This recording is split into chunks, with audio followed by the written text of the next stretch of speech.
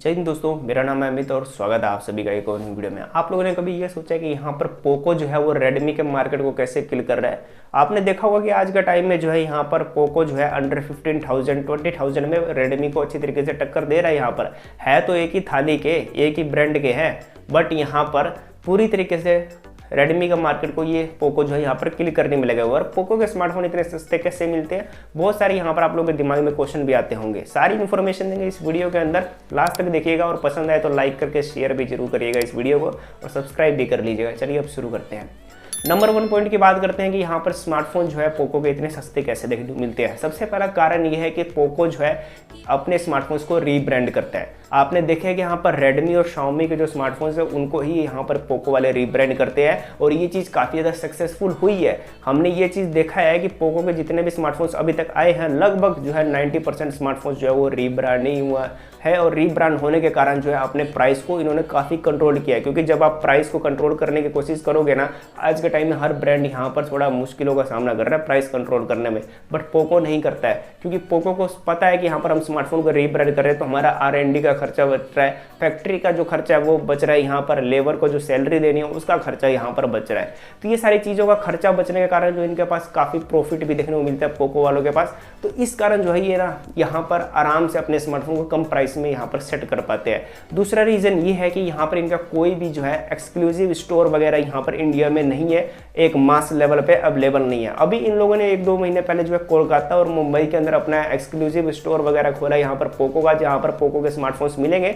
जैसे आपने देखा होंगे कि यहाँ पर इंडिया में सैमसंग का स्टोर है, रियलमी का स्टोर है, शाओमी का मी स्टोर देखने को मिलता है। उस तरह पोको का खुद का एक सेपरेट यहाँ पर स्टोर देखने को नहीं मिलता था। है तो शाओमी के अंडर ही पोको, हाँ बस ये कहते हैं कि हम इंडिपेंडेंट ब्रांड है, बट सारी चीज़ें तो शाओमी ही कंट्रोल कर रहा है। बट उस हिसाब से यहाँ पर पोको का कोई भी ऑफलाइन में स्टोर देखने को नहीं मिलता था, जिस कारण जो है यहाँ पर प्राइस को कंट्रोल करना और भी आसान हो जाता था। क्योंकि जब ऑफलाइन के अंदर स्टोर ही नहीं है तो डीलर डिस्ट्रीब्यूटर वगैरह ये सब जो आते हैं बीच में, उनका जो है ना कमीशन देने का जो पैसा वो बच जाता है। जब पैसा बचेगा तो यहाँ पर ऑब्वियस सी बात है प्राइस भी कम रखी जा सकती है और ये डायरेक्ट जब भी फैक्ट्री से मैन्युफैक्चरिंग हो गया डायरेक्ट ये फ्लिपकार्ट वालों के पास चल जाता है। और फ्लिपकार्ट के ऊपर इनकी सेलिंग काफ़ी ज़्यादा बढ़िया चलती है, कभी नंबर 1 पोजीशन पर रहता है, कभी नंबर 2 पोजीशन पर रहता है पोको। तो ये चीज़ काफ़ी बेटर है क्योंकि आपका ऑफलाइन के अंदर कोई स्टोर नहीं है। अब हाँ, ये धीरे धीरे ऑफलाइन में स्टोर खुलने स्टार्ट हो चुके हैं, जैसे कोलकाता और मुंबई के अंदर इन लोगों ने ऑफलाइन स्टोर खोले हैं और सर्विस सेंटर के साथ मर्ज करके खोला है। बट यहाँ पर और भी इंडिया के अंदर काफ़ी डिस्ट्रिक्ट है, वहाँ तक अभी तक जो है मास लेवल के ऊपर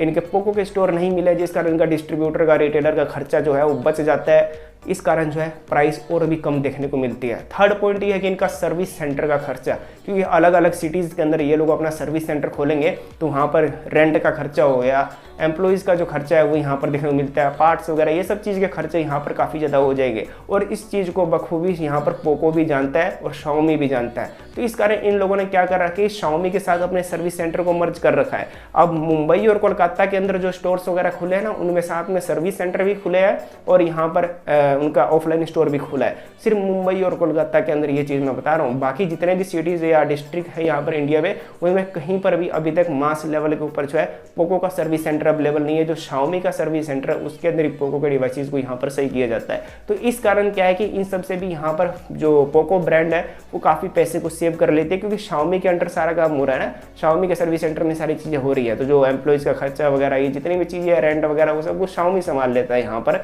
तो इस कारण इनके पैसे वगैरह यहाँ पर बच जाते हैं। तो इस कारण भी स्मार्टफोन जो है काफ़ी चीप यहाँ पर देखने को मिलता है और हमें काफ़ी कम प्राइस में एक बेटर स्मार्टफोन भी देखने को मिल जाता है। चलिए अब बात करते हैं कि यहाँ पर रेडमी के स्मार्टफोन को ये कैसे किल कर रहा है, क्योंकि इसके पीछे काफ़ी बड़ा यहाँ पर रीज़न देखने को मिलता है। देखिए रेडमी क्या है कि यहाँ पर जब शुरुआत में आई थी तो काफ़ी कम प्राइस में अपनी पहचान बनाई थी। अब उसी तरह यहाँ पर जब पोको लॉन्च हुआ था एज ए फ्लैगशिप किलर के नाम से लॉन्च हुआ था, बट उसको क्या है कि यहाँ पर शाओमी ने सेपरेट ब्रांड बना के उसको अंडर 20,000 के अंदर ही फिक्स कर दिया।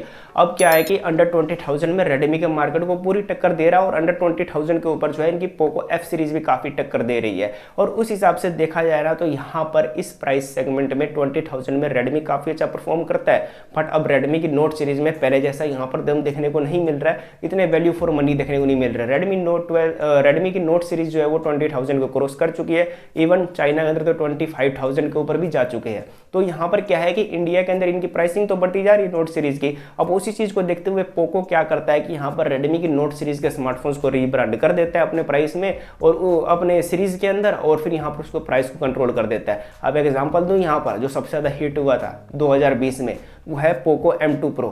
Redmi note 9 pro, pro max एक जैसे स्मार्टफोन थे, उन्हीं को यहाँ पर रीब्रांड कर दिया पोको M2 Pro के अंदर, और पोको M2 Pro सबसे ज़्यादा सेलिंग हुआ था 2020 के अंदर। इवन मेरे पास भी अभी भी पोको M2 Pro है, मैं 2 सालों से यूज़ कर रहा हूँ, 2020 में लिया था, और अभी तक जो है पोको M2 Pro काफ़ी बेटर है। और पोको M2 Pro काफ़ी हिट होने के बाद उस टाइम जो है पोको M2 Pro ने इतनी ज़्यादा टक्कर दे दी नोट 9 Pro सीरीज़ को कि नोट 9 Pro सीरीज़ की सेलिंग भी गिर गई थी उस टाइम, और यहाँ पर पोको M2 Pro काफ़ी ज़्यादा सेलिंग लेके जा चुका था।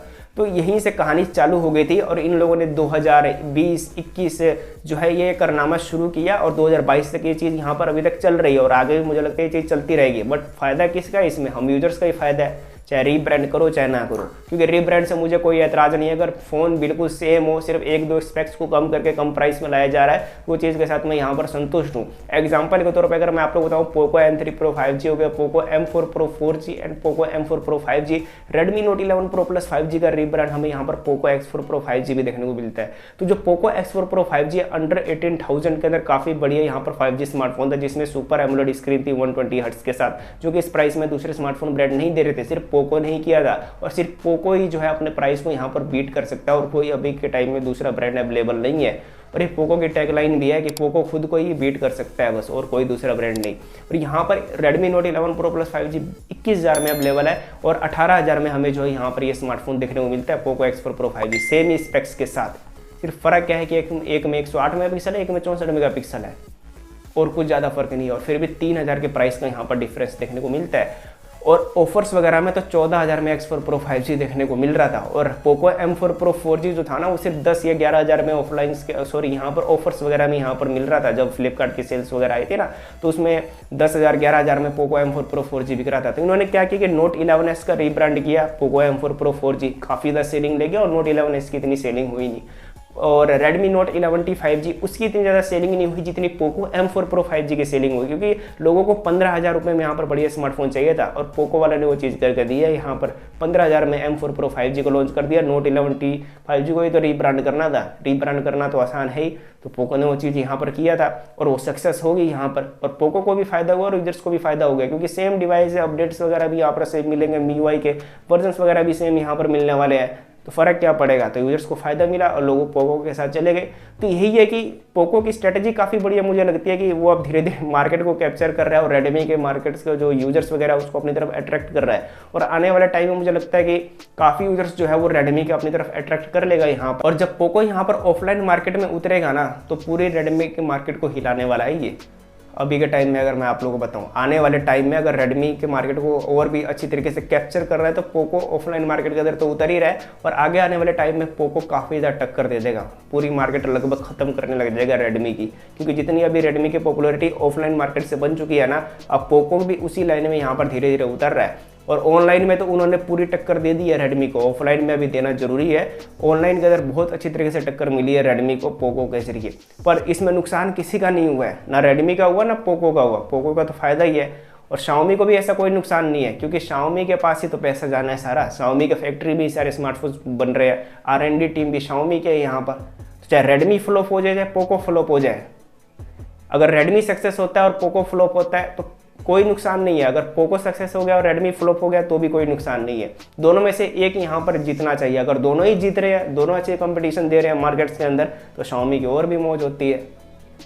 तो यहाँ पर नुकसान किसी का नहीं है। और ये कुछ मेरे यहाँ पर रिसर्च एंड ओपिनियंस वगैरह थे कि इस तरह जो है पोको रेडमी के मार्केट्स को यहाँ पर किल कर रहा है, ऑडियंस को इस तरह यहाँ पर अट्रैक्ट कर रहा है, और ये वाकई में कामयाब हो रही है। क्योंकि यहाँ पर मैंने एक चीज़ नोट करी है कि नोट 11S से ज़्यादा यूजर्स M4 Pro 4G के हैं, और नोट 9 Pro Max से यूजर्स ज़्यादा यहाँ पर पोको M2 Pro के हैं, और M4 Pro 5G भी जो है सबसे ज़्यादा यूजर्स है। रेडमी नोट 11T 5G कितने नहीं है, नोट 11 Pro प्लस 5G कितने यूजर्स नहीं है जितने यहाँ पर पोको X4 Pro 5G के हैं। तो रीज़न यही है कि यहाँ पर लोगों को जो है वैल्यू फॉर मनी चाहिए आज के टाइम में, और वो पोको यहाँ पर प्रोवाइड कर रहा है। अब मैंने आपको रीजन से बता दिया किस तरह यहाँ पर प्रोवाइड कर रहा है पोको। अब आप लोग इसके बारे में क्या कुछ सोचते हैं, और फ्यूचर कैसा लगता है पोको का, आप लोग नीचे कमेंट बॉक्स में बता सकते हैं। मुझे तो लग रहा है कि पोको आने वाले टाइम में काफ़ी बढ़िया चीज़ें करने वाला है 2023 से, क्योंकि 2023 में इनके काफ़ी बड़े प्लान्स यहाँ पर देखने को मिलने वाले हैं। और 2023 में काफ़ी जगह यहाँ पर ऑफलाइन स्टोर्स यहाँ पर पोको के ओपन होंगे, और सर्विस सेंटर्स भी यहाँ पर ओपन होने वाले हैं काफ़ी सारे सिटीज़ के अंदर 2023 में। अभी तो बस शुरुआत है, आगे आगे आप लोग देखते जाइए। आप लोग बाकी क्या सोचते हैं इन सब चीज़ के बारे में नीचे कमेंट बॉक्स में बता सकते हैं। और वीडियो को शेयर जरूर करिएगा, लाइक करिएगा और चैनल को सब्सक्राइब कर लीजिएगा। सोशल मीडिया पर फॉलो करना चाहते हैं तो डिस्क्रिप्शन बॉक्स में लिंक दिए हुए फॉलो कर सकते हैं। जय हिंद।